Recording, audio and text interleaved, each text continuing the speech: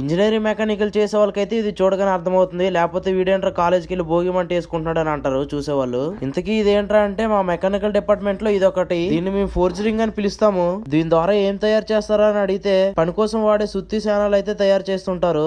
ఇవనే కాదు, చాలా వరకు ఐరన్ ఐటమ్స్ అన్ని ఈ విధంగానే తయారవుతాయి. బొగ్గులు చిన్న చిన్న కర్ర ముక్కలు పెట్టి చాలా వేడెక్కిస్తారు. మేము ఎంత ఊదుతున్నా సరే ఆ మంటలు వేడెక్కట్లేదు, అందుకని చెప్పి బ్లోవర్ ఆన్ చేసాము. ఇది ఏం చేస్తుంది అంటే ఇక్కడ నుంచి ఆ వెనక్కున్న పైప్ మొత్తం ద్వారా ఇక్కడ గాలి అయితే పంపిస్తుంది. అలాగో మిషన్ కాబట్టి మనకంటే స్పీడ్ గానే వస్తుంది గాలి. వచ్చిన గాలికి ఉన్న మంటలు కూడా ఆరిపోయి అంత స్పీడ్ గా వస్తుంది. ఈ మంటల్లో ఏదో ఒక ఐరన్ రాడ్ పెడతాము, అది బాగా వేడెక్కిన తర్వాత తీసుకొచ్చి ఇందులో పెడతాము, అది షేప్ వస్తుంది. అప్పుడు ఇందులో ఒక 10-15 రకాల షేప్లు అయితే ఉంటాయి. ఇప్పుడు మేము చేస్తుంది సర్కిల్ గా ఉన్న దాంట్ని స్క్వేర్ షేప్ లో తేడానికి చేస్తున్నాము. అలా వేడిగా ఉన్న ఐరన్ రాడ్ ని పట్టుకునేది చిజిల్ అంటారు. అలా చిజిల్ తో పట్టుకుని మనకు నచ్చిన షేప్ సుత్తితో కొట్టుకోవడమే.